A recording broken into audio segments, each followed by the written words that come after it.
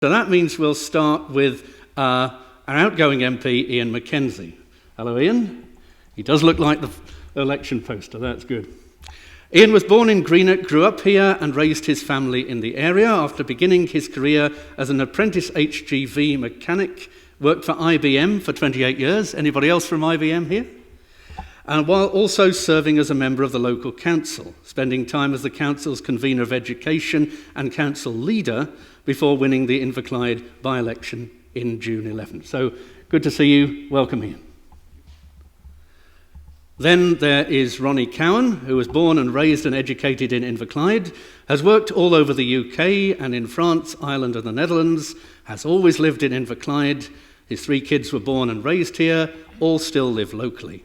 Ronnie has run his own IT business for 13 years. Good to see you, Ronnie. Thanks for coming. Then George Jabbour, from the Syrian Christian minority, moved to the UK from Syria 10 years ago. After a degree in civil engineering from Damascus University, he went on to study at Imperial College London, where he graduated with a master's in finance. After graduation, George has worked for the investment bank Goldman Sachs, later establishing his own business and advising governments on their finances. George became a British citizen in 2011. Good evening, George, and welcome. John Watson has lived in Inverclyde since 1989.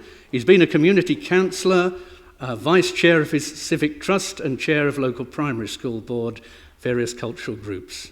Since finishing work, he's joined Inverclyde Liberal Democrats, where he is vice chair.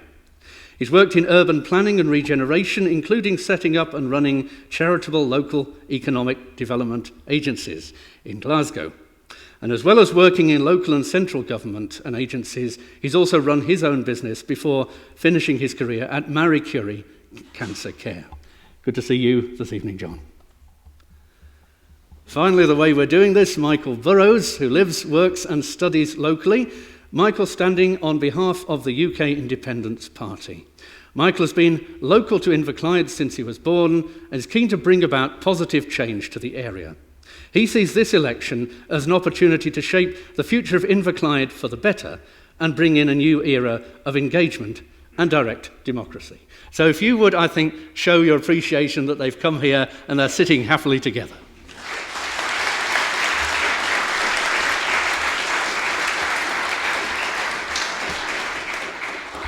I'm going to step down from the best microphone in the house and invite them in alphabetical order, so that means Michael first, to spend 5 minutes, a maximum of 5 minutes, setting out the positive reasons why we should vote for them.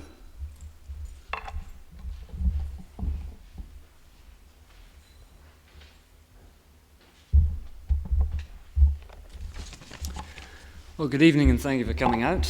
As was mentioned there, we had the turnout from the previous by-election that showed a number of people who didn't vote. It was actually larger than those who did. The turnout was 45%. Well, I'm pleased to say this time it doesn't look like that will be the case. No matter who you're voting for, I'm glad you're using it. I'm glad that we're getting democracy in Scotland and across the United Kingdom up and running. That's part of what we as a party stand for. We're a patriotic party that believes in Britain, but we believe Britain can be done differently to the establishment way of Labour, the Conservatives. Go of hope, get out and vote SNP.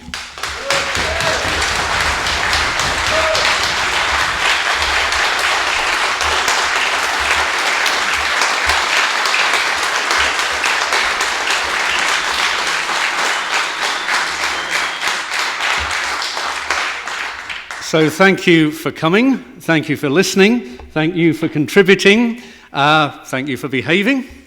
Tea and coffee, all being well, go easy and be merciful to those who are trying to prepare it through in the hall.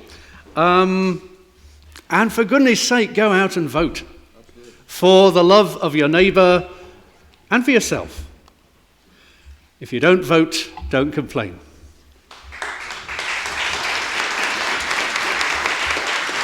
And the Liberal Democrats. We believe in free trade, lower taxation, personal liberty, and less government interference in people's lives. We believe an EU exit is crucial to Britain's future. In the areas of agriculture, fishing, energy, immigration, industry, global trade, and over 2/3 of our lawmaking, we are powerless. On the NHS, you'll hear a lot of debate, but the bottom line is, if TTIP goes through, an EU-driven project, there is nothing we can democratically do to stop it. We want to get out of the EU and into the world. We want to have trade and friendly relations with Europe. We want to cooperate, and we want to do well with our European neighbours. But we want the same with those in Canada, with those in New Zealand, with those in India, and those right across the world. We want an immigration system that works for the people in Britain and works for those coming here. At the moment, we have the bizarre scenario where non-EU migrants are being discriminated against as the government tries to bring down immigration. Anyone coming from the EU can come in, but anyone who is outside the EU, an Indian doctor or someone with a skill from Canada or anything like that, is presently subjected to rigorous checks and restrictions. We believe the health of politics in Britain can be improved, and we'll set out a range of measures to do this. We have what we call our Citizens' Initiative that will involve a recall bill where a petition can trigger a by-election here locally if one of us here abuses expenses or breaks the law or is deemed to be unfit as a representative and behaves badly for their constituents. It's that sort of engagement that we want to see, and it's that sort of engagement we believe the Scottish referendum initiated and we can continue. We also believe that scrapping first past the post is necessary to allow more principled politics. At the moment, we're going into this election and you have one vote, and it is the one candidate who wins the most. And in Inverclyde, it could be very close. The candidate who has maybe 100 votes more gets in, but a whole section of the constituency has been ignored. We think that has to change.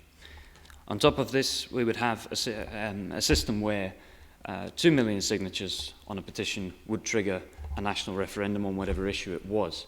That would mean more engagement. It would mean campaigners could actually have a say in Parliament, whether MPs liked it or not. That is proper direct democracy. With regard to where we are tonight, as been mentioned by David, I'm a Christian myself. I have a faith and I attend a local church, some of who are here tonight, and that's no pressure at all on me. But as a party, we have a strong commitment to Britain's Judeo-Christian heritage. We believe that Christianity is very important to Britain as a religion, and we have a strong commitment to it and to the values that it brings of tolerance, of inclusiveness, and of equality. The party and I want to trust Britain with its future. We want to give an EU referendum in July of 2015. Not 2017, kicked into the long grass by David Cameron, not ignored by David Miliband and Nick Clegg, and not pretending the issue never existed like Nicola Sturgeon. We want to trust the people of Britain with their future. Whether we are stifled by EU directives and bureaucracy and unable to hold EU officials to account, an EU president we cannot vote for and we cannot democratically remove, we want to give people a choice on whether this remains the status quo or not. We will campaign in that referendum to leave the European Union. We believe it's positive for Scotland and for Britain. For Inverclyde locally, I will fight for jobs, for regeneration, and for a whole other range of issues. I mean, there is obviously a very talented and very experienced range of candidates here, and I don't doubt that their intentions are good. 30 seconds I believe now. that with UKIP, we can bring about change within the United Kingdom, the kind of which the Yes movement advocated, the kind of which inspired so many. We want to bring Britain closer to democracy, closer to free trade, and closer to the rest of the world. Thank you for coming along tonight. I hope you enjoy it. Thank you, Michael.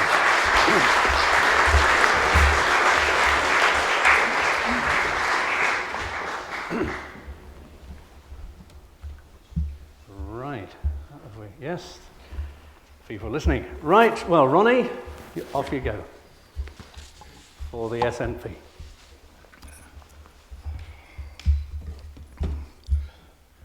I grew up in the 60s when I watched the American civil rights movement, massive and dignified, march across America, and they changed the psyche of a nation. And I also watched America get embroiled in the Vietnamese War, and they sent hundreds of thousands of young conscripts, mostly poor, to fight in a war and change nothing. 300,000 American conscripts died. So I reckon by the age of 12, I was already politicised. I stood for my election in primary school in 1970 on an SNP ticket, and I won. And I remember my teacher at the time telling me, maybe this is an indication of where your generation is going to take our country. I walked home. I was 10 feet tall. It was only a matter of time before my country was independent. I hadn't reckoned on how slowly time could crawl. I've been politically active for years, and apart from my primary school experience, I've never stood for election. I think it's important that 59 SNP candidates come from a broad section of society. We have 11 councillors, 6 MPs, a couple of MEPs, and the rest, the majority, are from education, finance, health, industry, media, self-employed, unemployed, and so forth. I have life experience. I've been made redundant. I've been turned down for loans. I've been married. I've been separated. I have failed. And I have succeeded. In my day job as an IT consultant, I have dealings with the CEO and the boardrooms and the people on the shop floor. I talk a little, I listen a lot, and together we bring solutions to problems. Now the politics. Inverclyde deserves better than punch and judy politics. We need to know when to work with others for the common good. I'm not embroiled in all those political games. My concern is the appalling conditions some people still live in. The 1 in 4 kids in poverty, the cycle of poverty and crime, the drink and drug dependency, the abomination that is Trident in any proposed replacement, the archaic land ownership laws. I thought independence would give us the powers to address these issues. I am now prepared to work towards as much power being devolved to Scotland as we can possibly get. Then and only then can we, the citizens of Scotland and Inverclyde, lay down long-term solutions to the problems we face today. Only then can we look to secure the livelihoods of our children and our grandchildren, and only then can we establish a society that allows our pensioners to grow old with dignity. The SNP government is showing great foresight in laying out a 25-year plan for renewable energies, and we now produce 50% of our electricity requirements. Only with this sort of sustainable long-term planning will we secure the future of our planet. We are truly fortunate in Scotland to have such resources as wind, wave, tide, hydro, and even solar at our disposal. Other countries do not have these opportunities.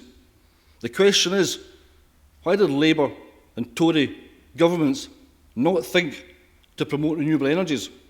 Why were they happy to burn all our fossil fuels to prop up failing economies? And why did they not stop to consider an oil fund for the UK, let alone Scotland?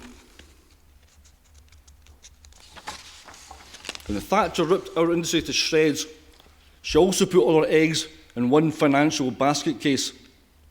An entirely unfeasible economy, almost entirely reliant on banking and finance.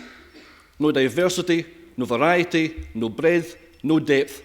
Just shallow, self-serving, vast wealth accumulating houses of greed. An economy entirely free of any morals.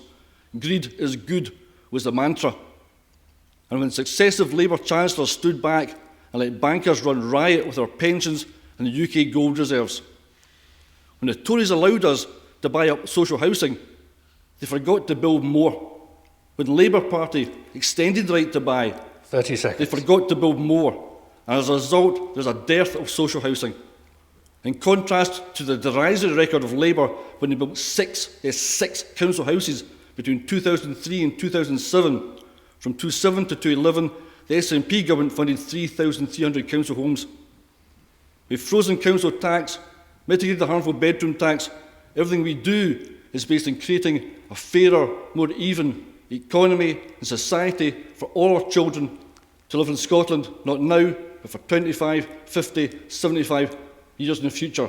Long-term planning. Can you wind up now, please? For the future of our country. Thank you.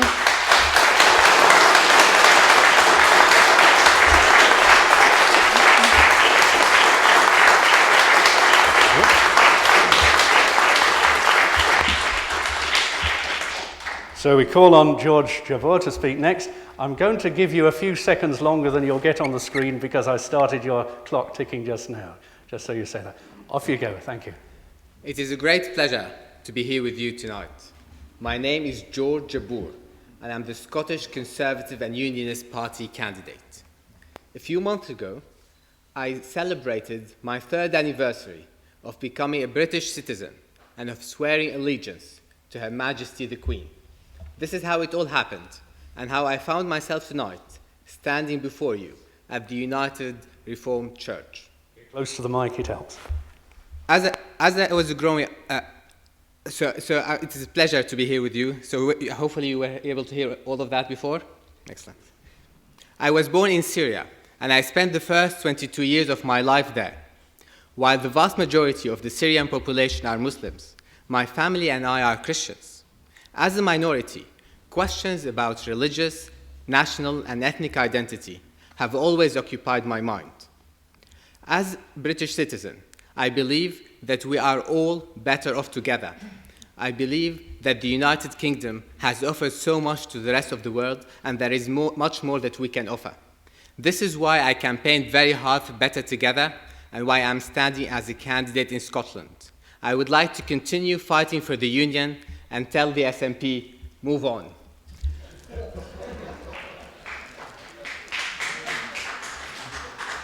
As I was growing up in Damascus, under a socialist authoritarian regime, I used to dream about moving to Britain. However, as I am not European, there was no easy way for me to do so. Also, my parents couldn't afford to pay for my studies here. I decided to do something about it. I worked very hard while studying engineering at Damascus University, and I won a scholarship to study a master's in finance at Imperial College London. After Imperial, I worked in banking, and I did business with the clients from all over the world. This taught me important skills on how to relate and connect with people from all backgrounds. However, I am not a fat cat bankster. When working in banking, I noticed that sometimes banks took advantage of public sector organizations. I decided to do something about it. I started a business to campaign about this issue in a number of countries. And after a few years of hard work, success ensued, and wrongdoing was uncovered. Britain has been my only home for over 10 years. It's the country where I spent the majority of my adult life, and I care very deeply about it. However, 18 months ago, opinion polls were predicting that Ed Miliband might become Prime Minister. I decided to do something about it. I joined the Conservative Party, and I campaigned very hard for the party across Britain. In the last local elections, I travelled around Britain to 10% of the council which had local elections, from Trafford to Winchester and from Swindon to Peterborough. I also did a lot of phone canvassing for the Conservative Central Office. I might have done a bit too much, to the extent of which actually required the Prime Minister to write me a letter to thank me for my effort. After this, I was privileged to be selected as the Conservative candidate in Inverclyde, and I would like to become the Member of Parliament for Inverclyde, and I decided to do something about it. I've made a pledge. You'll hear about it in a few minutes, but first, I would like to address the question of why I'm standing in Inverclyde. Inverclyde is one of the places where I can imagine living for the rest of my life. There is so much history and natural beauty here. The Firth of the Clyde in Inverclyde is the most breathtaking that I have ever seen. Also, there is a fantastic community here. People are warm and welcoming. On the train, during my first journey to Greenock, someone told me, with Inverclyde, you come as a stranger, but you leave as a friend. Well, I am hoping to become an adopted son of Inverclyde. Inverclyde also has a proud history of engineering and finance. James Watt has been my hero since my teenage years. His work on energy, power, physics has literally revolutionized the world. 200 years after his passing, today, his work, the concept he designed, affect many of the aspects of our daily lives. 30 seconds. From trains, cars, mobile phones, fridges, TVs, and even light bulbs. Actually, most light bulbs in the world have the letter W written on them. Obviously, W stands for Watt, James Watt. So you would have numbers like 40 watt, 60 watt, 80 watt, etc. So if you think about it, James Watt has literally enlightened the world through his work, and he continues to do so here today.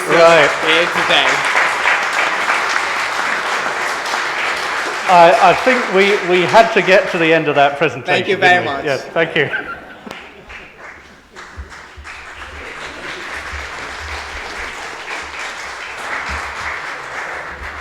So we call on Ian McKenzie to state the case.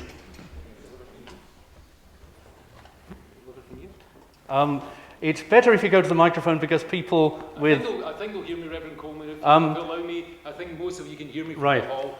Can I actually insist that you do go to the microphone because people with hearing aids need to use the loop system? Okay. Right, thank you.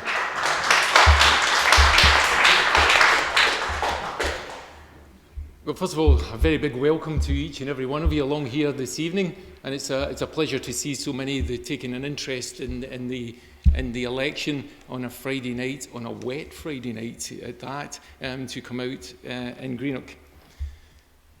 A caring, sharing, compassionate, understanding society with opportunities for many and not just the few at the top. I'm sure that's something we can all share and a vision we all want to see come into place. And that's something that Scottish Labour get up out of their beds every morning and work towards, that sort of society.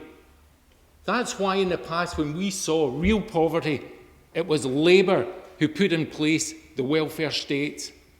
When we saw working families and people struggling in this land, we put that welfare state in place to put an end to that poverty. And now we see that very welfare state that we put in place used as a tool against those who need our support and help the most.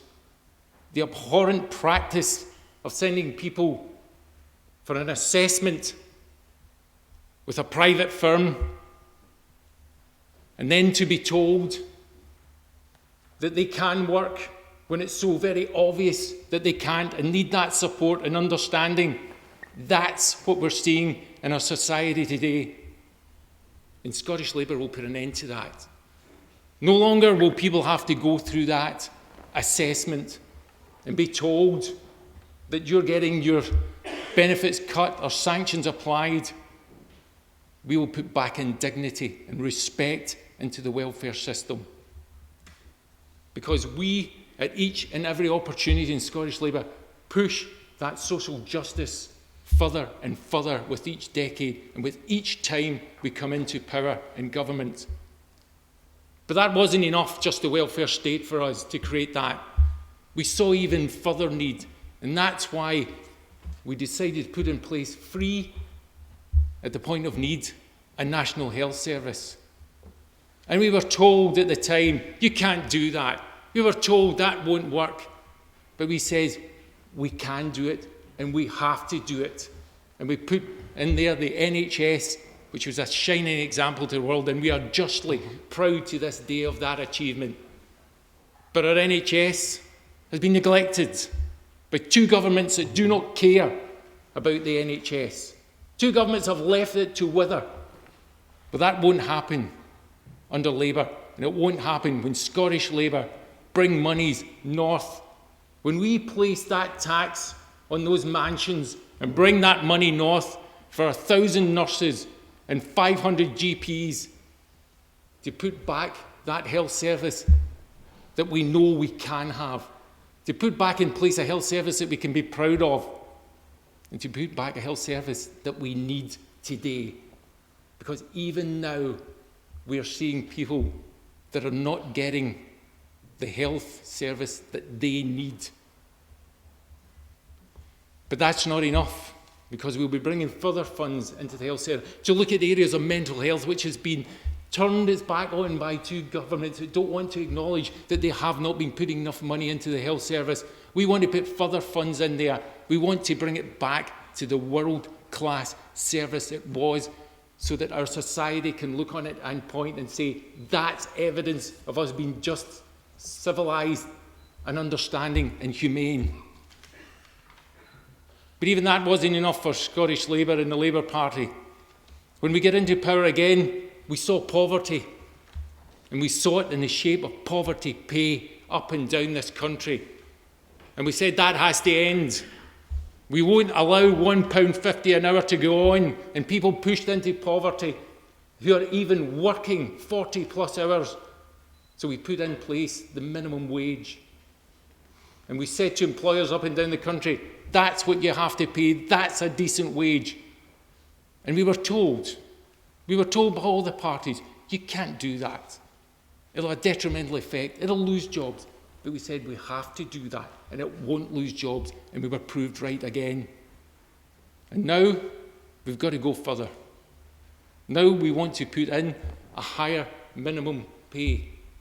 And we are committed to that £8 an hour plus, because we know that hard-working families and people need a decent day's pay for a decent day's work.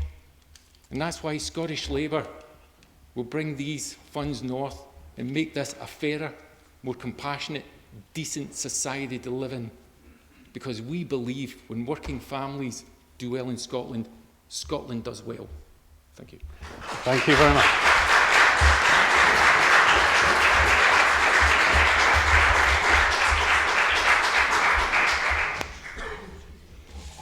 Thank you very much. We come now to hear from John Watson for the Liberal Democrats. Good evening. Elections can change a lot or they can change nothing, and both can be a good or a bad thing.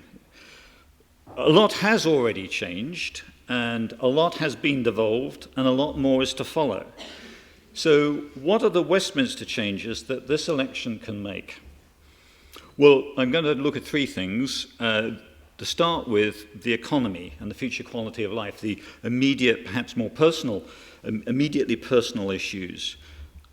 The incoming government is going to have to still balance the books, and I think the IPC, the IRS, which has taken on sort of Delphic qualities that parties we now seem to have to respond to retaliate to the IFS as a body of a higher order in the election, which shows in a way how detailed the financial management of the economy has become centre stage to this election.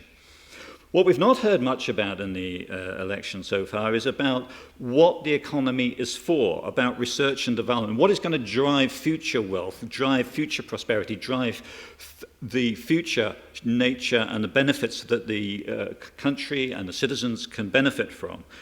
Science is going to be important. But the Liberal Democrats have and will protect the science budget, despite the political price the Liberal Democrats have paid for higher education in the past. We have managed to put that now on a long-term secure basis. And unlike the SNP, which cut FE places by 130,000 over the period they've been in power, so we see that the long-term value of higher education mustn't be paid for at the price of short-term changes elsewhere. But education is more than that. The Liberal Democrats' view about education is it goes from cradle to college with childcare for 2-year-olds, maintaining spend per pupil and indexing it to inflation in England. Now that's important because under the Barnett formula, increases in expenditure in education in England will transfer to Scotland. In terms of tax, we've helped 31,200 people in Inverclyde pay up to £800 less a year in tax. 5,800 of those are now not paying tax at all. And when income tax moves threshold, starting level goes up to that of the minimum wage, a further 5,900 people in Inverclyde will not have to pay tax. Pensioners are £950 a year better off, again due to Liberal Democrats, the triple lock on the pensions. But not only the amount paid, but into the securing of pensions. And I think that Steve Webb, who's the Liberal Democrat pensions minister, I just referred to Barnett, who was a Labour minister in the 1970s. I think Steve Webb will be a minister whose name will reverberate down the years for the work that he has done in making pensions something which has now got a long-term affordability to them. And apprenticeships, we've doubled, the largest apprenticeship programme in the United Kingdom now since the 1950s. But these are all about numbers, and I was speaking to my son about the campaign. He doesn't live in Inverclyde, so he wasn't talking about the local campaign, but he was saying, well, it's a bit boring, it's all about numbers, I don't understand them, and I'm an accountant. And in a way, the important things about the election are non-numerical. They are about Scotland within the UK. Scotland, as we know, voted to stay in the UK. Liberal Democrats delivered the Smith negotiations, the additional powers. They're now coming back to Scotland, and we now need time to make them work, to develop Holyrood in order to be able to take those extra powers and responsibilities.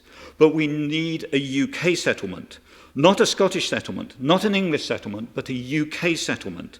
And that needs House of Lords reform, English proper organisation and legislation for that. How ridiculous that you can have a minister for education deciding which Plantagenet kings English school children should be learning about and taking a personal involvement in schools in Birmingham. And then we also need to think about how the UK in the world, about leading in climate change, leading in Europe in negotiations about trade, in defence, migration, crime. These are all international things which require collaboration. The election outcome will not have a single party outcome.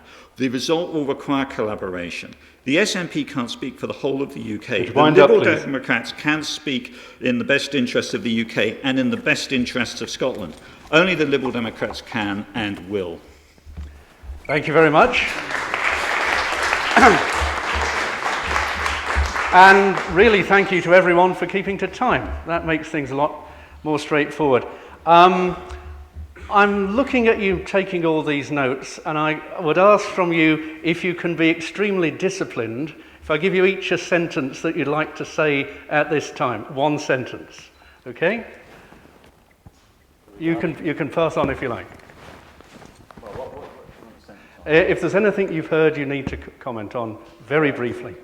Well, John said it's not about the numbers. We have a deficit of 90 billion. I think it very much is about the numbers. Thank you.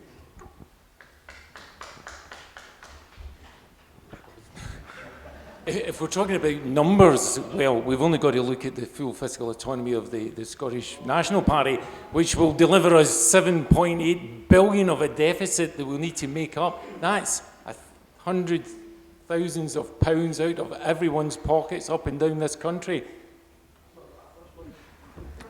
John. The other numbers are in terms of working out the UK settlement and Scotland's place in Europe.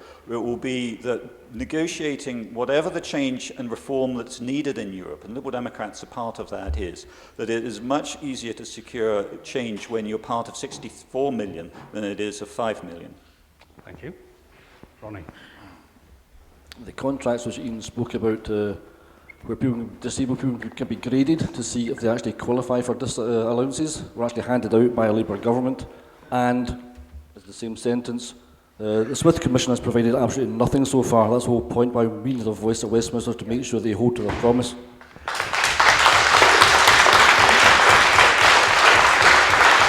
I think we appreciated the subordinate clause there. George. Ronnie talked about how it's all going to be glorious and happy if we get independence. Well, as a Scottish Conservative and Unionist candidate, I would like to tell him, move on. Okay. Right, I think that will be your memorable word, won't it, George? Okay, if you look at your leaflets here, we're going to give our friends here a wee bit of a rest. If you look at your leaflet, you'll see that inside there are some issues which have been raised by churches together in Britain and Ireland. What you're part of tonight is something that churches all over the UK are doing an awful lot of. Giving space for political candidates to set out, as we've been hearing, I hope largely, the positive reasons why we should vote for them. If you look inside the wee leaflet, there are some topics that Churches Together in Britain and Ireland wanted to raise and wanted to bring before the candidates. These are part of a vision of a good society for 2020. That is the far side of the Parliament that we're choosing now. Also, to give us a bit of a rest, I'm going to show you a short film prepared by C2BI under the heading The Good Society. That is what I hope every one of these people here tonight is trying to help us achieve, a good society. It'll also remind us this is a UK election, and it confronts us with some of our neighbours in this collection of nations that shares the Parliament in Westminster. It explores the experience of churches, but of course we bear in mind very forcefully that churches are not by any means the only people involved in or responsible for communities. So let's sit back and just watch and listen for a few minutes.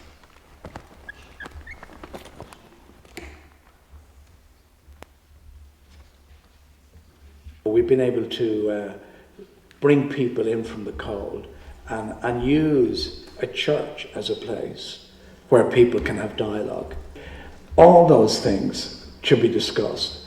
And if we run away from them, we leave that territory to other people. So because we've quite an eclectic mix of people, we use the term here that we are a beloved community. So because we're a beloved community, you can disagree with each other with loving kindness. To see how much you're offering to others. You didn't have to do this for us. You didn't just do it for one, you've done it for everybody. But look at how many people are benefiting from it. Not just one colour, not just one group, but everybody. And we're learning from each other. So why is there so many differences in the world when our Quran and the Bible are almost the same? If we can understand other cultures and religions and not really judge by one's colour or the way they're dressed, we can get along. It's like family, you know, that's how close we are with each other. We stopped being inward looking and started being outward looking. So although I don't think I go on and on to the people here that I'm a Christian and I do this and I do that and I do that, but it's by my acts that I am known. The values are about recognising that everybody is individual, about recognising that everybody has usually something that they might need help with, and it's about going out there and helping somebody with that. And that's your duty really, as just as a person, to do that. For to see the church as a place where it's safe to come, for the elderly, for the young, for the indigenous and for the asylum seekers, but to come here and everybody will be as one. And they'll know the love of God in this place, so it is. And they'll have the respect and love that they want. You reach out and you find what other people's needs might be and try and meet them without expecting anything back, you know, in return.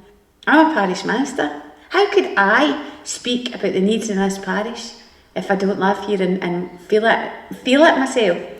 I think for me, faith, it's not in like a religious context. It's more to do with a belief in a set of principles and a belief in people's capacity to change if they choose. Faith is the counterculture, the thing that says actually to be the best that you can be as a human being, you need to care for the other.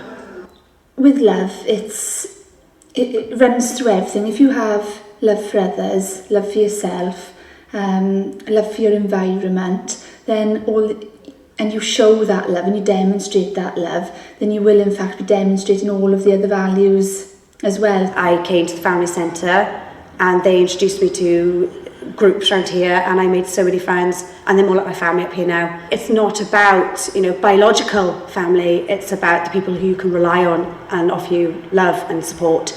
And that's definitely my friends. It's really nice to meet other people from other generations, from the same area.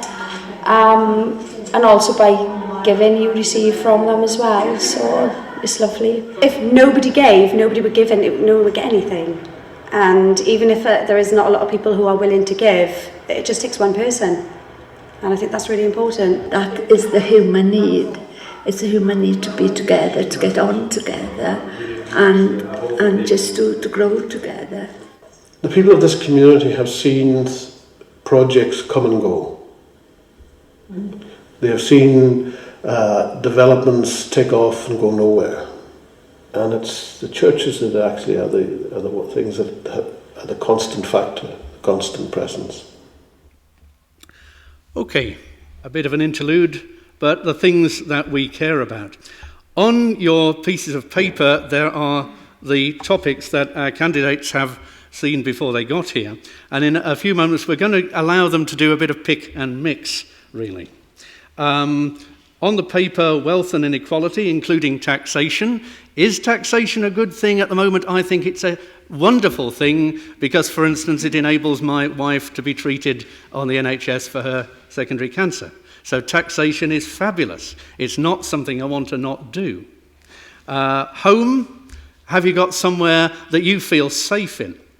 Children and young people, not just the future, but they are part of our life now. Livelihoods to do with income. The minimum wage and the living wage have been mentioned, and the very positive influence that these have in helping equality, or the vision of equality, become credible. Then environment and climate. We are experiencing the warmest April for a long time. I don't know if that's directly as a result, but climate change around the world is impacting on the lives of millions of people. And I think indeed as time goes on. So to those, since we're in Inverclyde, I think we should also add Trident. And the official view, for instance, of the Church of Scotland is that Trident is intrinsically evil. That means, by the way, that it is not an economic issue. If it were, whatever it costs, we should go for it. But that's the view that's been arrived at by most mainstream churches now, that Trident cannot be defended morally. Also, of course, there is migration. And this has come into the news in the last few days, particularly with the plight of people in the Mediterranean. Those many hundreds of deaths of people who've been desperate to get away from where they are, and the search and rescue facilities that there were have been cut back. Our church, the Church of Scotland and the Church of England, have spoken out about this today. But that's something which we should perhaps be thinking about at this time. So, pick and mix. Again, if you come to use this microphone, because it's the best one in the house, 2 minutes on any of those topics or any mix of them that you feel called to speak on. And this is now in reverse alphabetical order, just so that we don't give anybody priority. Starting with John.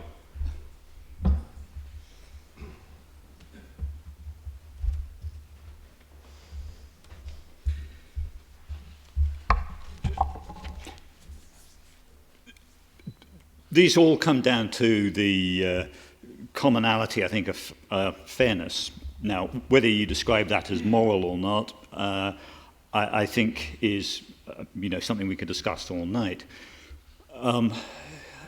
But what Liberal Democrats stand for are a set of values that can be summed up in a way as a sort of open society, a society which believes in investing in individuals, believing in transparency, and believing in opportunity. And the issues of global warming and climate change can only be solved by collective action.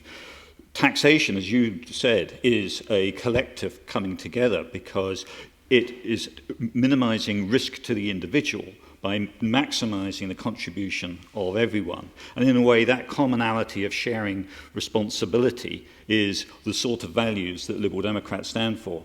So to take all of that pick and mix in 2 minutes, it makes that, I could talk about one of them and not touch the others. So I think I'll leave it as about a common sense of values.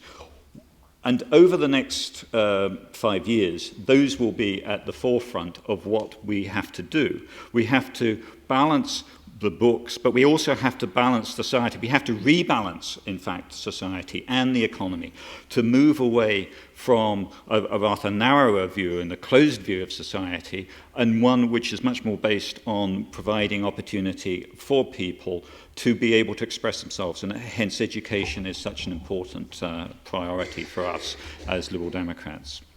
Thank you very much, John.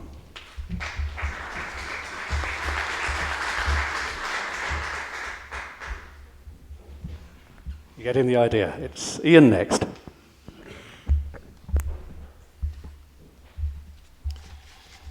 Let me first of all touch upon the taxation, which is close to all our hearts. As we've already heard, it's necessary. We need to collect taxes, but they need to be fairly apportioned. And at the moment in time, they are not fairly apportioned, the taxes. That's why Labour are saying those with the broadest shoulders at this moment in time must take the burden. We need to raise that tax on those earning over £150,000 a year to 50p in the pound. But more than that, we need to alleviate that burden of tax for those on low incomes by making, even when they come out of the tax-free bracket, that they pay 10p in the pound, not 20p as it is at present. And for that tax-free bracket to have increased in the last government, they didn't ask the rich or the super rich to pay for it. They asked hard-working, ordinary families when they dragged down those tax brackets to pay for raising that income tax threshold. And let me touch upon homes as well, and the need to build new homes. I meet constituents every day that tell me they're looking for accommodation or improved accommodation, and it's nonsense that we don't have as many new homes as we were promised when the SNP Scottish Government took over control at Holyrood from 2007. Labour are promising 20,000 new homes built a year if we gain power. And these are necessary homes. Not only homes that will just be built, but homes that meet the needs of future generations as well. And it's also a nonsense that these homes that are being built at this moment in time are not the energy efficient homes we should have. We're spending money going back to insulate homes that weren't built that long ago, or we're demolishing homes that weren't built that long ago. We need to build quality accommodation for people. We need to build family homes in this community. Thank you.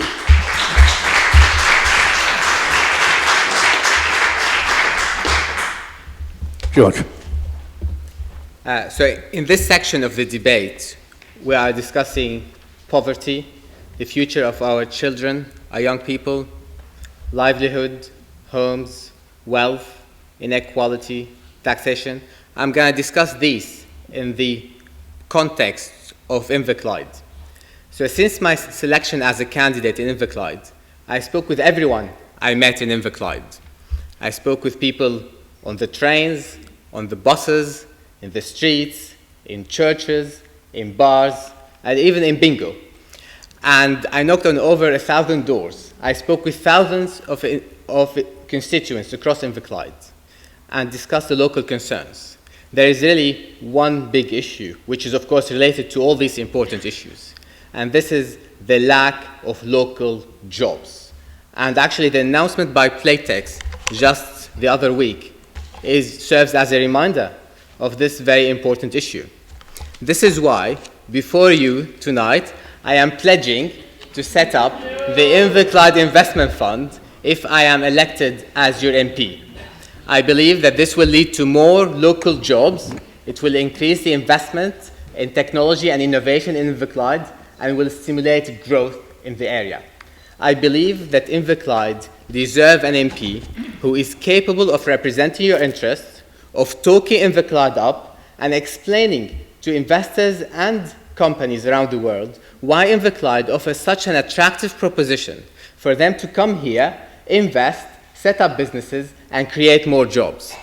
I believe that my background in engineering and finance, combined with my business experience inside and outside Britain, equip me with the skills needed to set up the Inverclyde Investment Fund and to create more local jobs. So over the past few months, I have been drumming up business for Invicloud. I've been speaking with investors, major companies, and leading business figures.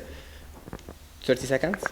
Finish your sentence, George. Okay. So I met with all of these, and I believe that I am the change candidate that Invicloud so desperately needs. Thank you.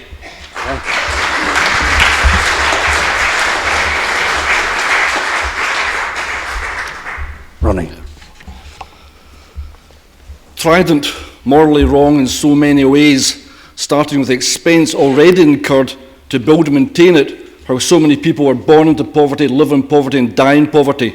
We argue over how much money you can spend on NHS and education. When it comes to WMD, successive Westminster governments adopt a blank cheque policy. We could have been generating renewable energies, we could have been building affordable homes, we could have been employing more nurses. The list is endless, but we elected politicians that chose not to. The money, time, energy, skills and ingenuity that we have wasted on WMDs could have been utilised in a far more productive way, in far more productive ways. Every time we elect politicians that support Trident, we rubber stamp their intentions to turn their back on hope and trust and the inherent goodness of mankind. And let's be clear as to what Trident actually is. The bomb that was dropped in Hiroshima destroyed, obliterated an area of 5 square miles. But more importantly, it killed 80,000 people. Most were incinerated instantly. Men, women and children. Currently, the destructive powers that we have over the water is 500 times the devastation of Hiroshima. 40 million people. I don't believe for one moment that as individuals, the candidates at this table would condone murder. But for some reason, mass murder becomes an abstract concept, and the reality of what they are voting for is lost on them. I put a video as an advertised SNP Facebook page. If you want to go and see what Hiroshima can do, please visit that page. If you want to see what the Labour, Tory, UKIP and Lib Dem parties feel the need to support at a cost of £100 billion, please watch the video. It is not pleasant, and it certainly is not morally justifiable.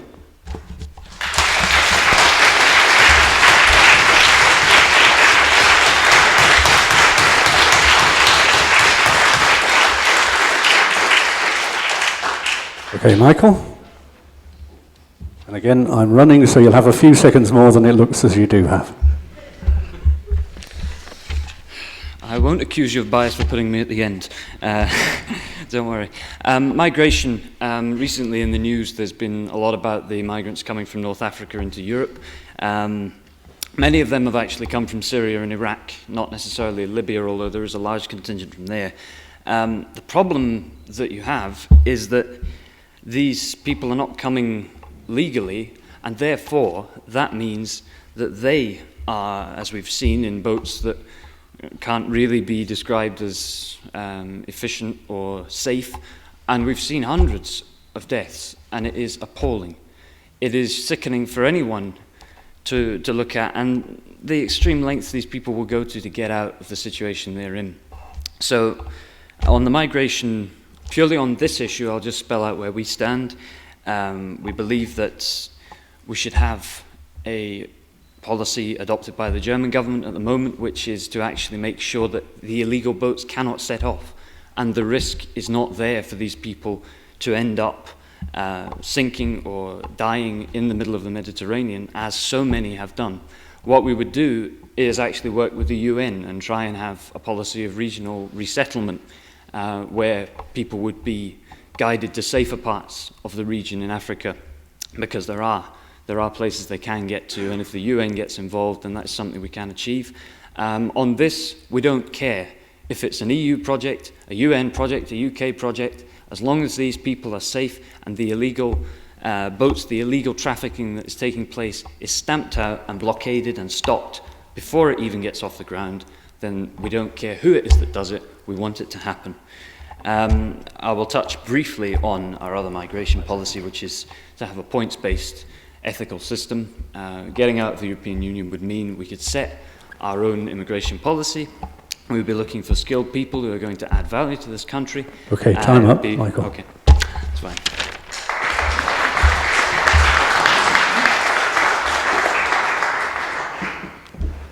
which leaves John. Does it? Or have we already had you? My goodness, you nearly got the benefit of the computer then. That's everyone. Great. Okay. Well, now we do come to questions from the floor. You're all on the ground floor, so that makes it pretty straightforward. What I'm looking for is to start off with somebody to whom you would direct a question. Please make your contribution a question, not a comment. Not, I think such and such a candidate is more handsome than the other one. We want questions, not comments. Then that person gets a time to answer it, and we then ask if the other candidates have comments to make on the comment. So, and Millie here will run around with the microphone and find you. So do we have a first question? And for whom? Okay, that was the first hand over there, the gentleman in the grey. And I'm going to give the microphone. I'll stand up just so people can see me. My question's to Ian McKenzie. Ian, you spoke about the welfare state and what Labour had done in the past. I just want to know, do you agree with Rachel Reeves when she says Labour are no longer the party of the people out of work? You don't want to represent people out of work, and you don't want to be seen representing them. Further, do you agree with John McTernan, who is Jim Murphy's Chief of Staff, who said, indeed, we are not the Dole Party? Do you agree?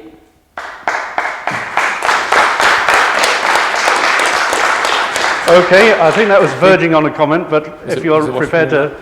Well, first of all, that's not what Rachel said. Rachel actually said that those who are on welfare and cannot work have nothing to fear, but we are the party of work, not welfare. We want people off welfare and into work. Many people, in fact, majority of people who are on welfare are on it because they cannot find work. We will give them work. We are the only party that has a jobs guarantee on offer. If you've been unemployed, an adult, for a year or more, we will give you a job. If you are 18 to 25, we will give you a job. Ian, Thank you. Ian, just to... Hold on, yes? Yeah, just to say I was using a direct quote from Rachel Reeves in the Guardian newspaper, if anyone wants to read it. Right, that was where your question came from. Okay, the other candidates have a sentence to comment on that if they wish. They don't have to, but they can if they like. Who's going first? George is ready to go. I agree with the gentleman. The Labour Party is not the party of work or of working people. Many people lost their jobs during Labour's time in office. However, over the past 5 years, nearly 2 million people found work. We increased the personal tax allowance. It meant that actually no one on the minimum wage would be paying any tax.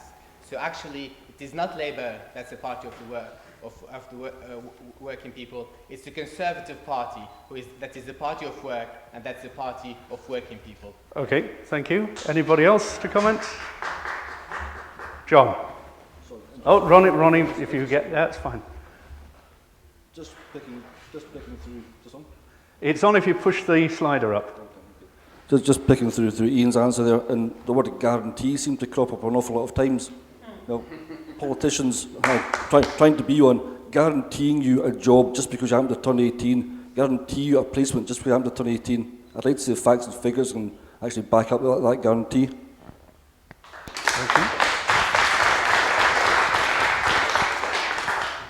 Okay, John?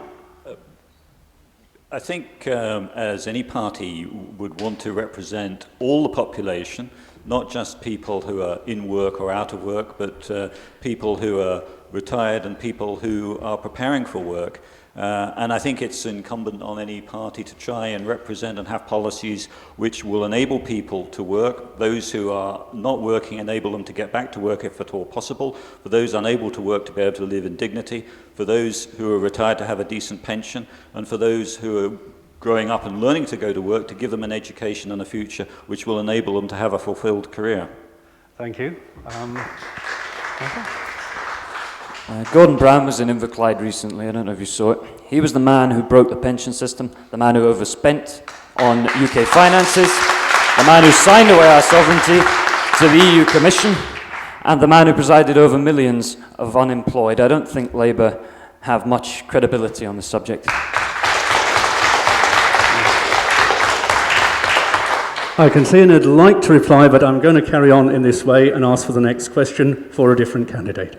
There's a hand up very quickly over there. Millie? Oh, right. Millie, all right, you go with it, Millie. Okay. Who would you like to speak to? Good evening. It's a question for Mr. Cameron, SMP. He mentioned a number of points regarding... Cowan, yes, okay. Cowan, sorry, my apologies. Sorry to insult you by Good calling one. Mr. Carry Cameron. on, please. He mentioned a number of points about social housing and also a squeeze on budget coming from Westminster. Now, I've been involved in social housing since 2006. Now, after the SNP came in 2007, they cut the grant funding to build social housing from over 60% down to 50%. They also promised to build 30,000 new houses per year from 2007-2008. They have consistently failed to do that. Additionally, they complain also that the fact their own budgets are being squeezed from Westminster. But I'm right in thinking that the SNP government, the Scottish government, Mr. Swinney, has got the ability to raise income tax by up to 3 percentage points. They also have not looked at the rateable value of houses in Scotland since 1989. So, my question is, are they happy to demonise Westminster for Scottish political gain without taking the responsibility of raising money which they so want to do to make Scotland progressive? Are they just hoodwinking the Scottish people by not doing what they can currently do in statute without the Smith Commission? That's my question. Right. I think that was a speech on the question, but anyway, one bit of housekeeping. Could those of you who are photographers survive without flash? Because I think there are people for whom that is an issue. Okay, thank you. Ronnie, you go. I think it's a bit rich to accuse the Scottish National Party of trying to avoid responsibility. We're the people who want to take full fiscal autonomy to Scotland. We want to raise all our own taxes, and we want to be in the situation where we can spend all our own taxes. Nobody in no political party is ever going to tell you from the moment we came to power, every single thing we've done has been exactly what we want to do. We have to understand that right now, when John Swinney manages to balance the Scottish budget every year for the last 8 years, where the UK government has racked up £1.4 trillion worth of debt and works on an £800 billion deficit, we're balancing the budget. I mean, you do it in your own personal living, you do it in your own houses, you do it in your own lifestyle. To rack up that sort of debt is incredibly irresponsible. To ask the Scottish National Party to then buy into that concept of going out and borrowing more money just because we can, and to tax people just because we can, but we are still continuing to balance our budget. Yeah, when you come back to house building, the reason we've fallen short on some of these things is because we set very hard targets. We do that for ourselves. We're not afraid to step up and say, that's an aim we're going to go for. And it's something that's hard to achieve, simply so as we can say, well, we'll build 6 council houses. You know what? We can build 6 council houses. So set the standards high, and occasionally we'll fall short of that bar. But it won't stop us setting achievements and having the ambition to do better for the people of Scotland in our next period of government as well. Okay, thank you. Right. I think we are getting an education in the art of a sentence, but if the other candidates have a sentence they would offer to comment on that answer. You don't have to? Are you asking? Yeah, okay. Be kind to each other and pass the microphone. Yes. One quick comment. You didn't answer the question. Okay. To Ian. A few sentences. First of all, for Ronnie and the SNP, they don't sometimes fall short of their aspirations. They always fall short. They've been letting down poor people across this country for 8 years now. And full fiscal autonomy, not my words, but the IFS have looked at it and said a 7.8 billion black hole, which would mean that they would either go to austerity max in Scotland or massive increases in tax. Let's look at housing. Promised Inverclyde 1,000 new homes when he came to power, and they've barely given us money for 200. That's how they deliver for Scotland. Right, thank you. Okay, Michael? Well, I think it's rich for the SNP to complain about anything when they underspend by £500 million that they could have spent on housing. There's much dormant land in Scotland, there's much vacant land. I think that £500 million could have gone on housing and many other valuable projects. The man right at the back with the beard. Yeah, okay. I'm not allowing... I think I have to say, I have to say, if you're answering a question, that's when you do your contribution. Okay, there's the gentleman at the back. Have you given him the microphone? Right, thank you. Good evening, gentlemen. When I look at the backdrop of Greenock... sorry, who was your question for? For the whole party. All right. I hear most of you talking about housing, but when I see what's happened to housing in Greenock in the last 10 years and all the disasters of social housing where they've put new roofs on these flats and then 3 years later they knock them down, they put new cladding on flats and then they knock them down. I just wonder, when will you get it right in that respect of having quality houses where there'll be no wastage of money? Secondly, what do you see as another problem in Greenock? And I'm thinking in terms of things like drugs and those on methadone and those in our society who are, if I can say this, who need a different kind of help. I just wonder where you are when you want to touch some of the parts in Greenock that actually need attention. Right, well, if we can do justice to your question, I think we'd have to just pass the microphone along the line. Housing in particular, we'll see about the second part. Anyway, so if you have, say, 2 sentences to respond to that. On housing only. On housing, if that's fine. So on housing, you asked when we're going to have good houses. I think we're going to have that when we have more jobs, more investments in Inverclyde. We can't afford to have more social housing designed by the council, run by Labour mainly, and the SNP, who are making very inefficient decisions about housing. The only way we can sort out the problem of housing in Inverclyde is if Inverclyde goes back to its glorious history of more investments, more technology, more jobs, and that automatically leads to sorting out the problem. Thank you, George. Ronnie. There are statistics published recently that say that most social sector houses were completed in the 6 out of the 8 years that Labour and the Lib Dems were in office. The figures show that 4,097 social sector houses were completed in 2013, within 6 of the 8 years when Labour and Lib Dems were in office. The figures also show that in 5 of the 7 years the SNP been in office, more local authority houses have been built than the 346 homes completed in the entire 8 years of Labour and Executive combined. And that's based on the background of the selling of social housing without building new ones, which means more and more people have been driven into the hands of private landlords. We've got no control, we cannot cap the rents they're asking people to pay, and because of that, more people are living in poverty. Thank you.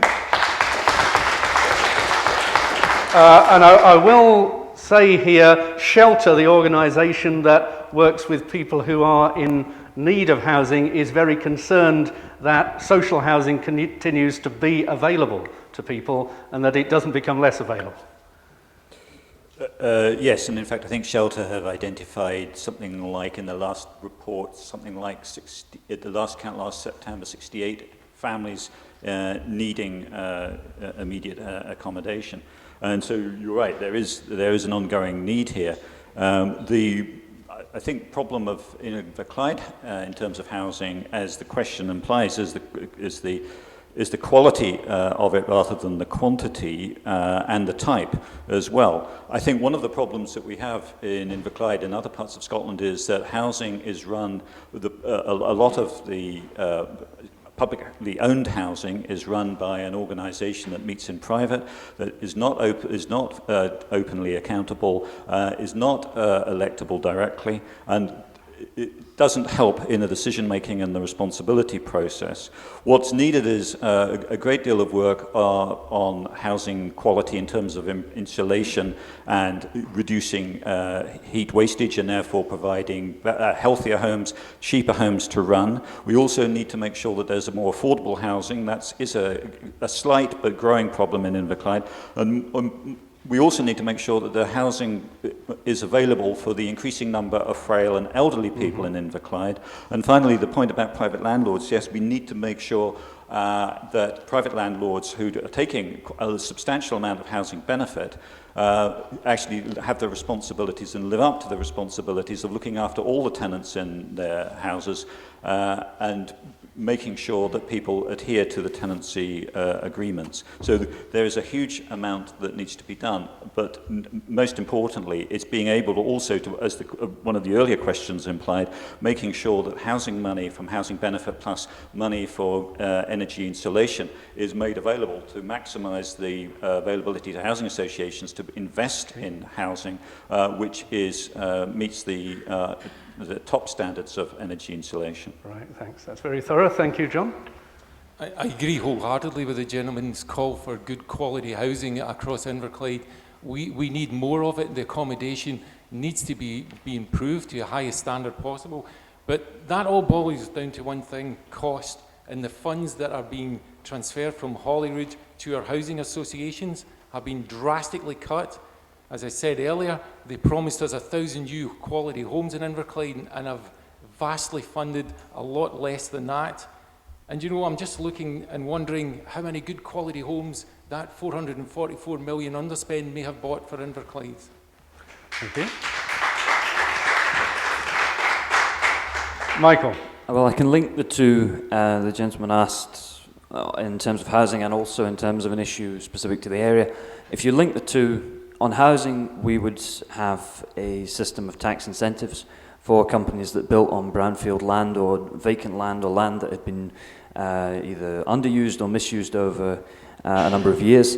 And I think on the second point he made, inward investment is needed, and those are the kind of measures we should take. But I would also point out that housing is a devolved issue, so sitting on this panel, we will have limited influence on what we can actually do about it. Right, thank you. Is there anyone who hasn't yet spoken on that? I think you all have. We went along the road. Right, the next question, I'm going to go to this gentleman in blue. Millie, could you get in the microphone, because I need to give this to the candidates, because I saw you last time. And so ideally, if you address it to one particular candidate to start off with. It's mainly directed to Ian McKenzie. Your name, sir? My name's Andrew, sorry. Yeah. Yeah. Whenever I talk about to my friends about Inverclyde and stuff like that, I've got nothing good to say. I've literally got nothing good to say. So as a Labour-led council member of Parliament for United Kingdom and for the member of Parliament for Scotland, don't you think we do need a change and something different? Okay. The next question should go to someone who hasn't had a question yet, but Ian. So you literally cannot see anything good in Inverclyde. Not one single thing in Inverclyde you can see has been beneficial that you can promote. So you're not seeing the £85 million plus investment in our new schools. Every secondary school now state-of-the-art accommodation, and virtually all our primary schools now being refurbished to a very high standard. We are leading the way in education in Inverclyde. Let's look at our leisure facilities. By far ahead of most of the authorities round about us and beyond. We are now in place, went from a position under the Labour-led council from having one all-weather surface to now we have in the teens of all-weather surfaces across Inverclyde. The free sports facilities given up to young people to encourage them to get into sport, etc. We are growing, our people are coming to Inverclyde to live here. Our population has increased. Hold on. So if people are coming here, the developments in the waterfront as well, the arts centre, the new custom house that's been refurbished, the businesses are springing up along the 8 corridor. There is a lot in Inverclyde to enthuse about and promote, and I'm sorry that you can't see that. You go next, okay? You'll get the chance. And I will actually say there, as a parent of 2 children at a brand new school, that is something very significant, okay? Well, I understand there are things that need to be improved. I completely take that point. There's a lot that Labour councils over the years and our representatives in Holyrood and Westminster have missed out on and have failed to do. But I'm not going to sit here and say that there's nothing positive about Inverclyde. We have some of the finest scenery ever that I've ever come across. The people are unique, they're wonderful. As George said when he came here, there is a unique quality to the people of Inverclyde. There's talent and potential in our communities. There are small businesses who are innovative and exciting, and there is potential for investment and tourism here, and we have to look positively at the area. I understand your point that there is a lot that's been missed out on and missed opportunities over the years, but I will not sit here and say that there is nothing positive about Inverclyde, because that is simply not true. Thank you. Okay. Do you want to have... Yeah. Yes, I mean, I think it is easy to argue both sides of that, in the sense, yes, there's a lot which has already been said, and there's a lot more that can be said positively about Inverclyde. But I think the nub of your question is something which I've heard before mentioned, particularly from people from your generation. But also, if you look at the figures, there is a net outward migration of young people leaving Inverclyde. Yes, there are people at that same age group coming into Inverclyde, but in fewer numbers than people leaving. So regardless of whatever the narrative that we want to put forward, the truth is that people of a younger age group are leaving faster than they are coming in. And that is seriously, seriously worrying, because if we have a population of young people that is falling, they are not going to stay and have children. That means that in future generations we are going to suffer. Now the question therefore is, what do we do about it? And what is the narrative that young people need to have to understand why they should stay, and to be able to see why they should stay? It's one thing being told, but it's another thing, what is it to be able to see? And whilst investing in infrastructure is great, really what's important is how that infrastructure links up. What are the linkages that have been made, and are they sufficient between schools, employers, training, education? Is there a future which is clearly mapped out, where there are clear pathways, where there is good guidance, where there are opportunities to experience work placements and so on, so people can see the opportunities that are there, and that it's realistic for them to aspire to them, and to aspire to them in Inverclyde. And there needs to be much, much, much more effort put into this, rather than just looking at infrastructure, and infrastructure being an end in itself. Okay. If you go to places in other parts of the world and you see education being done in facilities which we would have scrapped years ago, the ambition and enthusiasm and investment in education by those young people just leaves the facilities that we've got standing. And it's inculcating that sense of value about education, and that people do have an opportunity, and that the resources in Inverclyde are geared up to, and that we're backing young people. That's the message that we really have all got to work to make achieve, so that young people really understand and believe it and stay. Okay, thank you. There are obviously good things in Inverclyde, but I can see where the guy's coming from when he's saying sometimes they're very hard to find. If you're growing up here and you look around, maybe the opportunities aren't what you're looking for, but there are good things happening in Inverclyde, and one of them is the school building programme. The first 4 schools were built under the PFI scheme, which is an outdated model used by the Labour government, and £5.2 billion of money spent through PFI has resulted in a £22.3 billion public cash liability. So PFI was wrong, fundamentally wrong from day one. We built 4 schools using that scheme. The Scottish Government, SNP government, put an end to that and started funding schools properly. And it seems strange that when the money comes down from the Scottish Government to rebuild all our school stock, that the Labour Party, in some way, shape or form, are trying to claim this has been one of their achievements. The other things we're looking at is, we need these hopes, these dreams, these aspirations for the young people in our area. And they need to be given that by example of what people can achieve. And when you look at what people can achieve, you've got to believe in yourself. You've got to believe in your own powers. You've got to believe that you can make a difference to things. And this is a continual message which is getting handed down from Holyrood. We, the people of Scotland, aren't too wee, too poor, and too stupid to run our own country. So either you enthuse in people the belief, the self-belief, that they can do something about their lives and they can improve their own lives, or you don't. Or you allow them to hand over power, to hand over responsibility, and see themselves treated as a region within a larger country. And I don't want to bang on because I know the referendum's over. We know we lost the referendum. But there's lots more to Scotland than just that. Right now we want a voice at Westminster to bring a voice to the people of Scotland. The more SNP MPs you get down there, they're going to fight for Scotland. They're going to fight for Inverclyde. And hopefully show that things can be done better after 80 years of Labour running this, or attempting to run this place into the ground.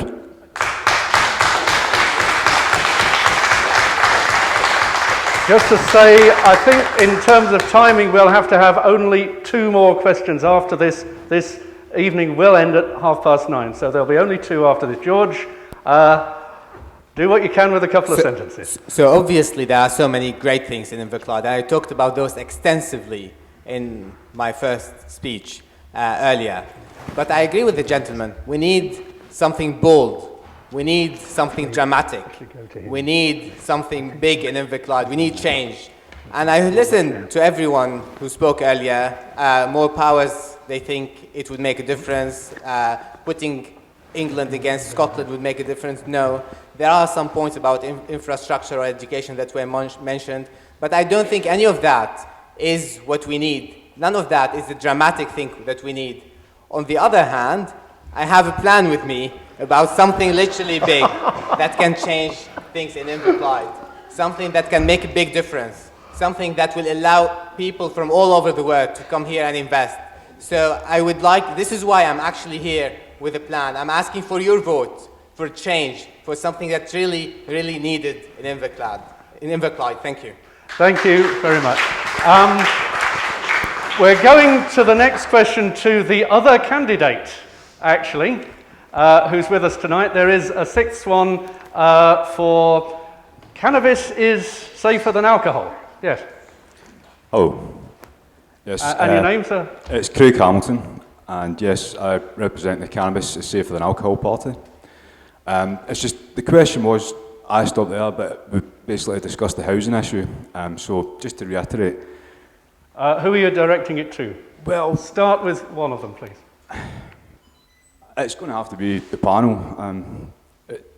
I would like to hear each party's view. Okay, right.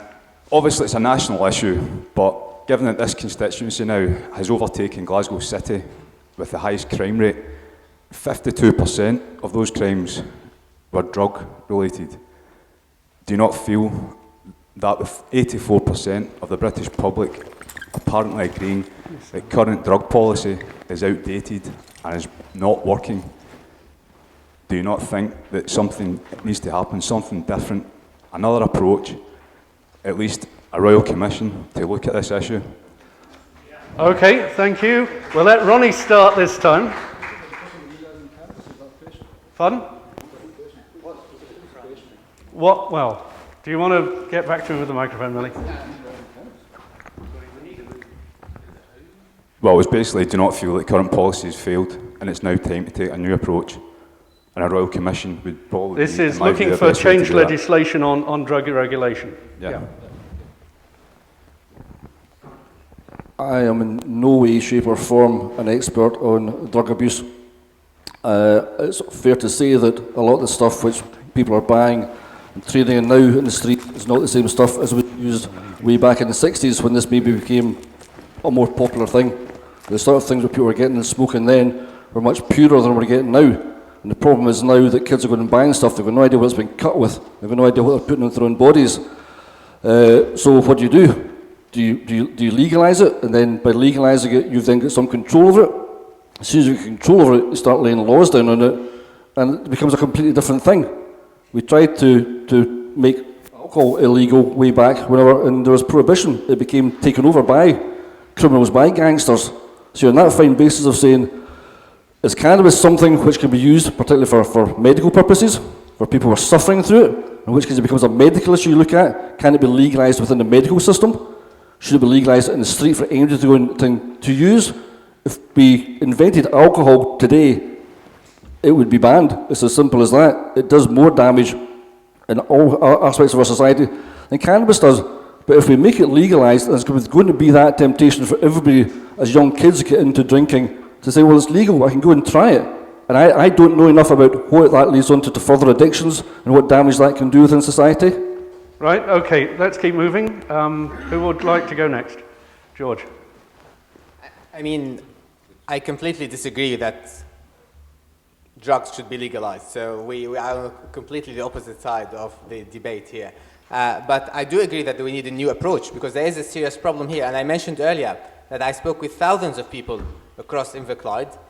Many of those actually some of them used to have drugs, some of them are currently on drugs, some of them are addicted to drugs, some of them want to get out of drugs, some of them would like more drugs. And I think we need a new approach, but the new approach is not legalization. The new approach is if people feel satisfied with their lives, they feel they're making very positive contribution to society, if they feel that they have aspirations, they have ambitions, then I think that's the only way we can tackle drugs. Right. But of course, I completely disagree with my fellow candidate that it should be legalized. Right, thank you. The other three? Well, I think it's a very good question, and one which you're absolutely right. We can have policy made on gut feeling and prejudice and everything else, or we can have a cold analytical look at the facts and realize that the current policy is clearly not working. And whenever a war is fought on something which is not a state in its own right, be it drugs or terror, the result has been total disaster. Now, that doesn't mean to say that, let's say, call for decriminalization. Or legislation rather, it's a case of looking at the facts and moving forward. And the Liberal Democrats have been looking at this, and our manifesto actually does call for a Royal Commission to have a look at this. What we have said is that for young people, a third of 16 to 24-year-olds, I think, have tried an illegal substance in the last year. Most of the 10% of the population under 64, I think, have tried it as well.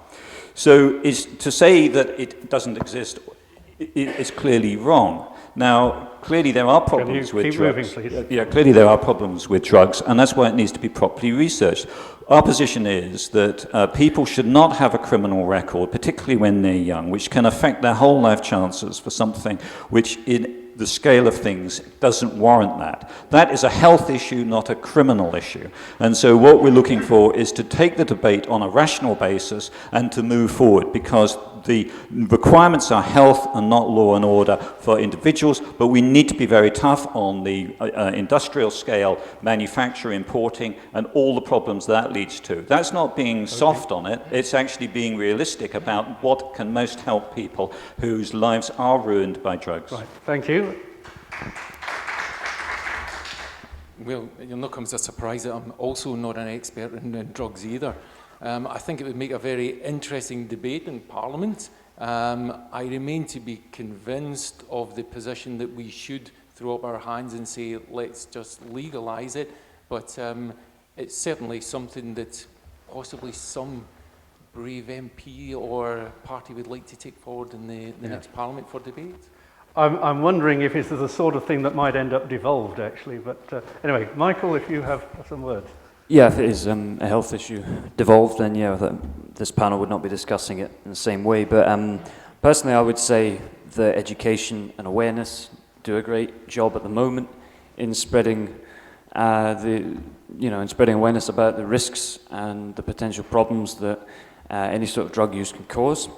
But your party is obviously going right along the way in saying we just legalise it and we have a regulated market and everything else. We have, at the moment, a war on drugs that is not working. We can see that. What UKIP says is to make the victim a health issue, not a crime issue, and the dealers should be hit with the full force of the law still, but victims of this, people who have ended up abusing drugs and are, they're in a terrible way for it, they should not be punished by the law. They should be helped out by the good services in the NHS and everything else. I would add that under the Citizens' Initiative, potentially there could be some action if you ended up with a petition, which may well happen. There are candidates standing for each party, including my own, who do advocate a regulated market. But under the Citizens' Initiative, you could end up having a petition and a parliamentary debate, or even a referendum. But I would say education and awareness have to be at the forefront, and It should be a health issue, not a crime issue. Okay. Thank you very much. Yes, I mean, we've touched on an awful lot. This evening can only do a very, very limited amount. There's a lady over there who's promised me she's got a short question. We will ask you all to be quite brief in your replies, because then you've got your 2 minutes summing up. So let's go with the short question that the lady's promised. Well, this is a quick yes or no answer. With the building of the new water reprocessing plant at Faz Lane, would the panel, if you're elected as MP, push to make sure that there will be testing of the waters around the Clyde, especially around this area, to check for contamination? And once that testing's done, will the report be made public? And would it be an outside agency that would do the testing? Okay.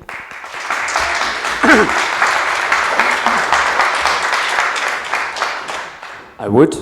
I would want to make sure that anything that did go through was safe and proper. I would advocate transparency on this. As you say, there should be inquiries, there should be assessment of it. I would agree with what you say, and I would fight for that. I'm completely in agreement with what you say. I would fight to make sure that was the case, and anything that did go through was done properly. I'll be brief and quick and just say yes. Thank you. Yeah, yes, but is it not a devolved power? But yes, I mean, I would support. Not if it's defence, is it? Well, I thought there was water quality. That was right. being, Well, if was, it's defence, it's measured. not devolved. If it's water Yes. quality, it is. Thank you. I think there were 3 questions there, and it's yes, yes, and yes, as far as I know.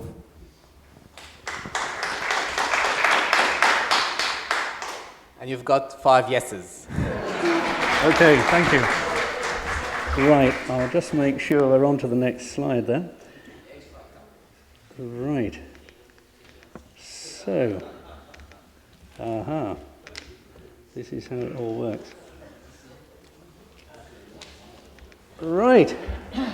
Okay, friends, again, this would be good to do from the good microphone. You have 2 minutes to sum up, and we're going in alphabetical order of first names, which means we start, by the look of it, with George.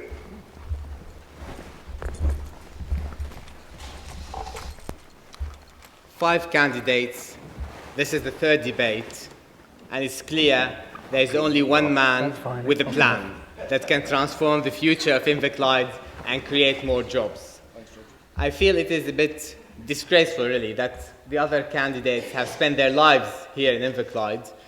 They know Inverclyde very well, but I haven't heard a single idea what they would want to do for the local community here, something that they feel passionate about, something that they feel can change things in Inverclyde.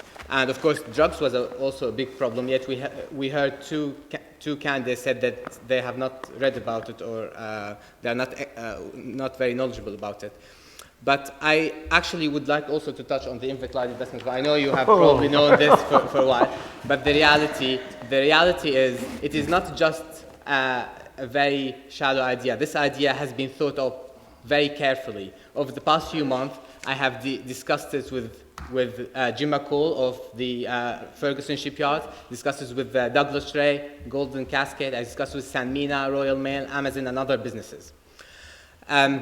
I just would like to thank Reverend Coleman for arranging this great debate. It was very informative, very much enjoyed it. The final debate taking place ahead of this general election is going to be on Wednesday, next Wednesday, the 29th of April, at the Town Hall at 6:30 for 7 p.m. start. And you are all invited, all the other candidates are invited. I know Craig Hamilton, the candidate for the Cannabis is Safer Than Alcohol. I spoke with him earlier and he agreed to take part in the debate. I would like to see as many of you taking part in the debate. I think it's very important that we have as many debates as possible between now and the general election. It's a very important general election. It's going to determine the future of this country. And the more information we have, the more debates we have, it's extremely, that will be beneficial. Obviously, drugs are an important issue, so I'm sure that Greg Hamilton will have a lot to say on that debate. So I hope you join me then. Thank you very much for allowing me. Thank you. Thank you, George. Just to say to those in earshot who are from my church or have come as helpers, it might be good if we could get some tea and coffee going in the next few minutes. We have not the capacity for people in the hall that we do in the church here, but if you want to hang around very informally and be nice to each other, there's that possibility afterwards. So, Ian, you're on for 2 minutes. Thank you, Reverend. It's been a pleasure to come along this evening and address you in this run-up to the general election. And I'm sure that you got a lot to take away from these debates that have been transpiring over the weeks, and especially tonight's debate. But you have a decision to make. In under 2 weeks' time, you'll be casting your vote for a government, and you'll be casting your vote, as we know across Scotland, for change. And there's only one party that can form a government and remove the Conservative Party and their austerity programme. Labour have said, May the 8th, they will end Tory austerity. We will bring back fairness, we will bring back compassion into our communities, and we will bring back wealth for the many, not just for the few. You have an opportunity to change. We don't have to live like this. You have an opportunity to make Scotland the fairest nation on earth by voting Scottish Labour. Because we believe when Scottish families do well, Scotland does well. Vote Scottish Labour on May the 7th. Vote Ian McKenzie. Put a Labour government back in power. And let's get this country back going in the right direction. Thank you very much.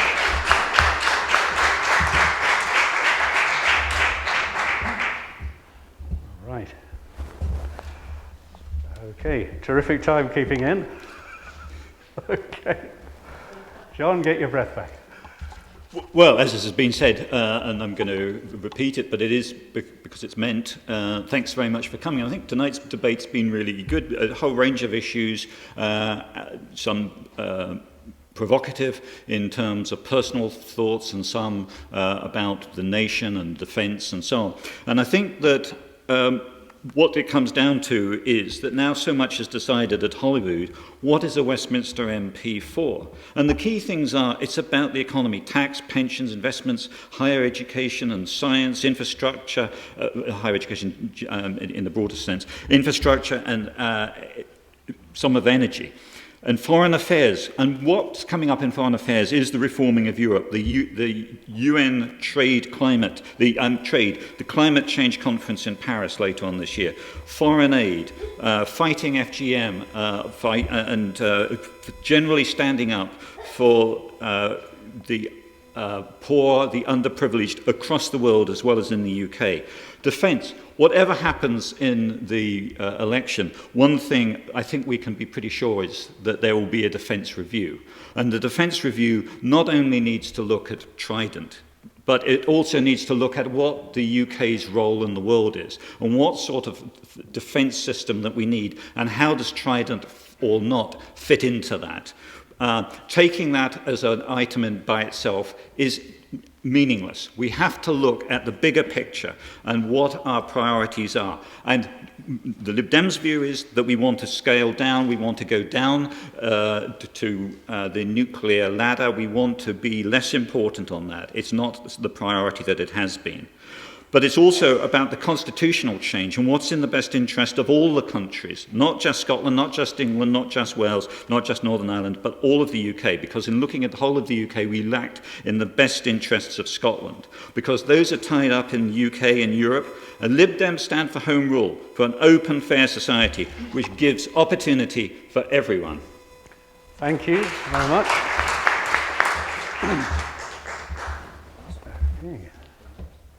Working out the alphabetical.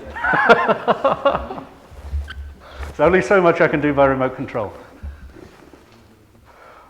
There we go. Well, the point has already been made, but thank you for coming out tonight on a Friday night, on a very wet Friday night. I'm sure there are other places we'd rather be, but thanks for bearing with us, and I'm sure, I mean, it was a very positive discussion we had tonight. We covered a lot of issues extensively. I would just say that I do accept George's invitation to debate again in the town hall, the final debate before the election, so that we can properly thrash out the issues. The manifestos are out now, and we can get into what will hopefully be a positive and informative debate there as well. just to sum up from my point of view, the referendum brought about an engagement in Scotland that has not been replicated in any Western nation, or any nation, in fact, on the globe at the moment. The cry for change is what we hear. Every candidate says, I'm the candidate for change. I'm the one who will bring the most change. I'll do this, I'll do that. The point is that what was unleashed by the referendum was a realization that democracy mattered. Your vote counted. I went to bed that night knowing I was going to get up really early, get down to the polling station and do it. And I'm sure anyone, whatever side you were on, you were in that mindset. Your vote mattered. And it was discussed earlier, there has not been that kind of engagement. The turnout in the by-election, 45%. Unfortunately, the referendum was much higher. But the point I would make is this: it's not just Scotland now. Britain is waking up to the fact it can change. There are people in England, Wales and Northern Ireland who want a different way of doing things, a different order in Westminster, completely away from what currently happens with the establishment cartel politics, where it's very difficult to tell the difference between Labour, the Lib Dems and the Conservatives. UKIP proposes proper change in British politics, proper decency, proper honesty for MPs and proper democratic engagement for constituents throughout the lifetime of the Parliament, not just now, not just once every 5 years. We want people to be involved in the way the country is run and have a positive role in that. We propose Britain to be a new sovereign nation, away from the EU but not away from Europe, involved with the rest of the world as a global trading nation and a positive force in global affairs, not going into wars and not going into hopeless causes. I would say that a vote for real change, not the kind of change that is paid lip service to, is a vote for UKIP on May the 7th. Thank you.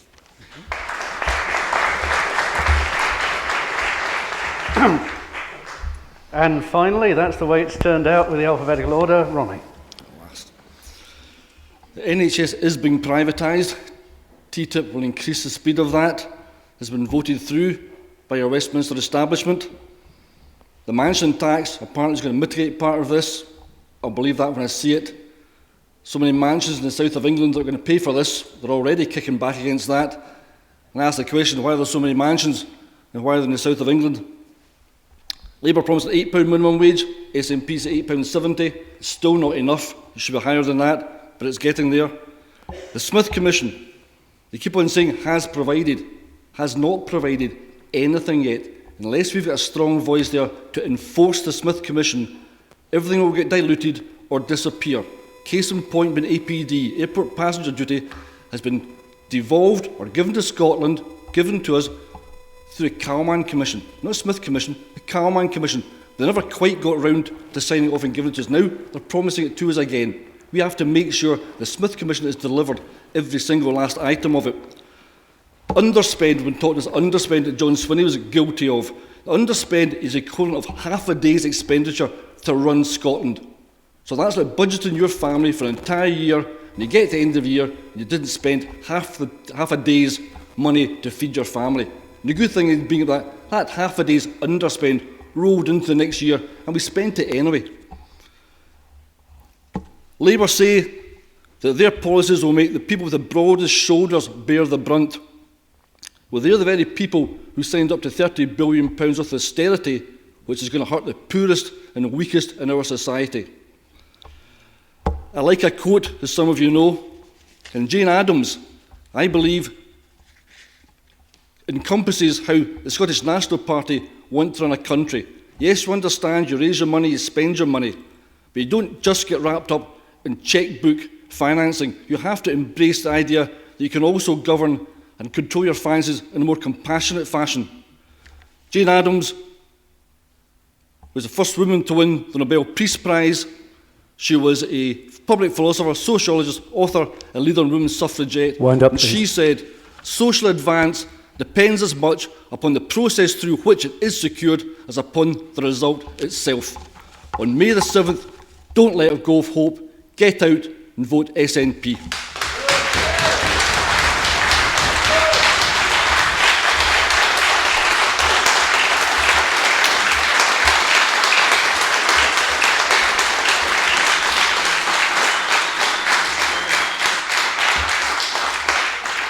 So thank you for coming, thank you for listening, thank you for contributing, thank you for behaving. tea and coffee, all being well. Go easy and be merciful to those who are trying to prepare it through in the hall. And for goodness sake, go out and vote for the love of your neighbour and for yourself. If you don't vote, don't complain.